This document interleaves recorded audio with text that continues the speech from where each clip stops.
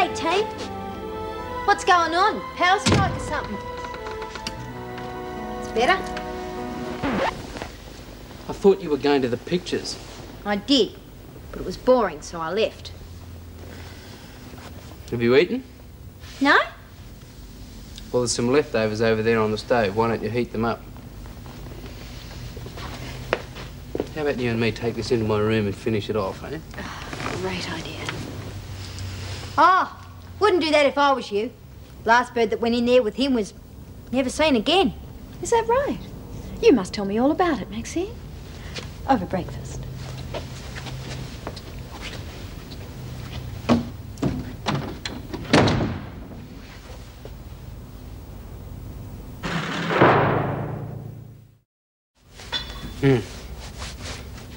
Yeah.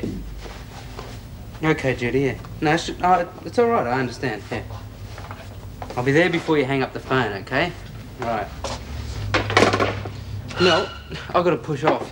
Judy's got somebody new at the halfway house she wants me to meet. How about we meet for lunch? Fine. Where and when? Oh, about 12:30. You can decide where. Okay. I'll give you a call later. Fine. Oh, sorry. My hands are clammy. Well, the way to fix that is to wipe them with newspaper. That way you can clean up while you're looking through the situation's vacant column. You catching my drift, Maxie?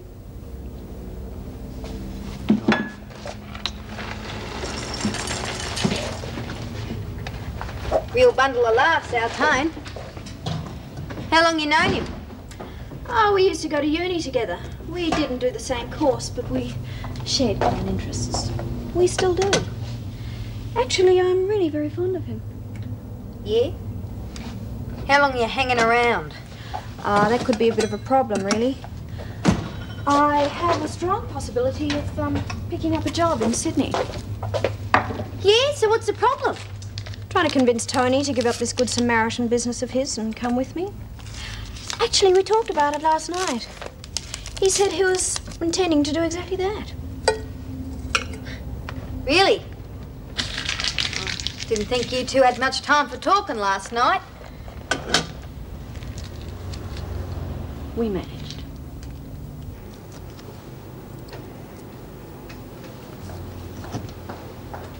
Morning, Colleen. Morning, Meg. I think you'll be pleased to know that the score is now Ferguson 1, Wentworth 1. Sorry? Morning, Joan. Yes. Good morning. Check the roster, will you? I'd like you and Barfield to look after H&D block from today. I see. Well, I better get moving. I want to see B as soon as possible. Called in to see how Lizzie was this morning. How is she? Not very well, I'm afraid. She was delirious all night, calling out to B. Oh, well, look, if you want to speak to Smith, you'll find her in isolation.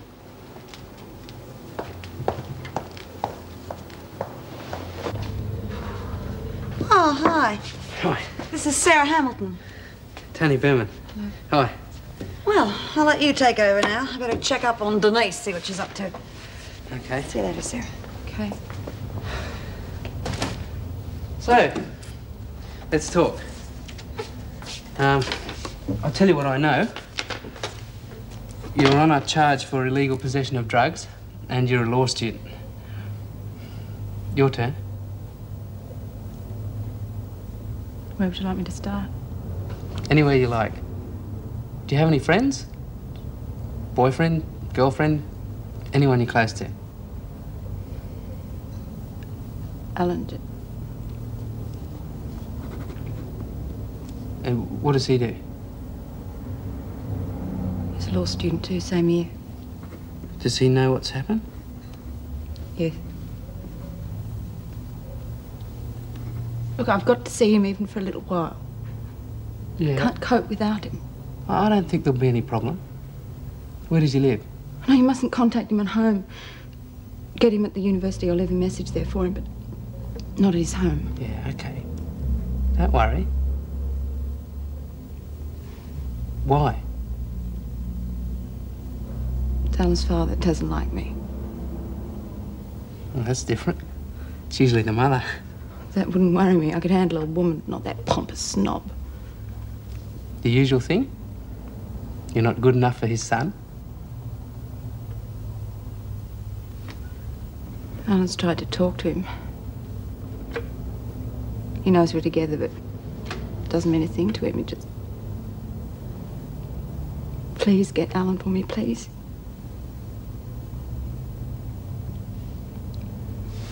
Just leave it with me, eh? I'll have a talk with Jude when she gets back. All right?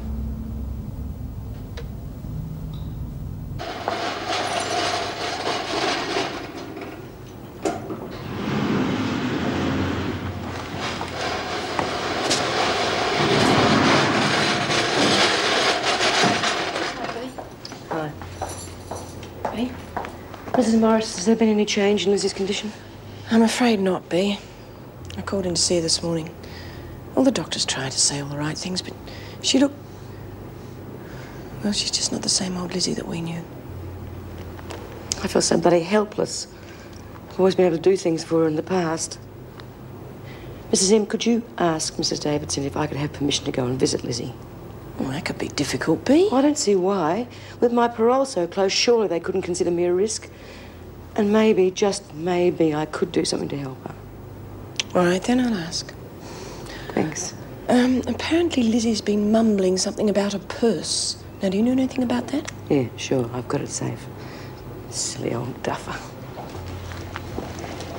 Hey, listen, Bea.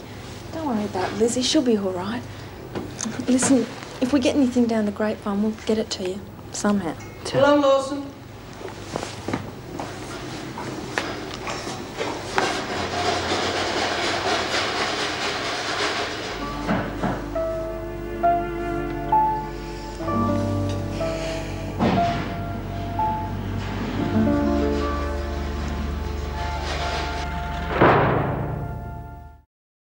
And that's that. Daddy seems to be getting in the way of true love. Well, we're going to contact that friend of hers? Alan? Oh, probably. She made such a fuss about it that I said I would. Now, I must say, this whole father-son-girlfriend story seems a bit obvious. What do you mean? Well, I got a funny feeling that dear Alan is Miss Hamilton's supplier. You sure? No.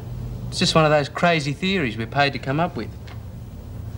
Well, if it is a family row, we'll have to find out exactly what's happening from Sarah. Yeah, just what I feel like. A nice domestic squabble to brighten up my day.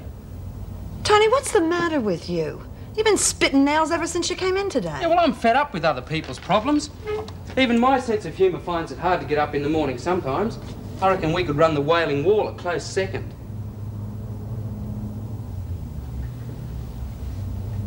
Sorry, Judy. It's just that I've got a few other things on my mind. See, what did I tell you? I'm starting to sound like one of my own clients. Hey, come on. I've caught up with you. What's going on? It's not my bloody fault. We've run out of sheets. Hey, Chrissy, you on strike?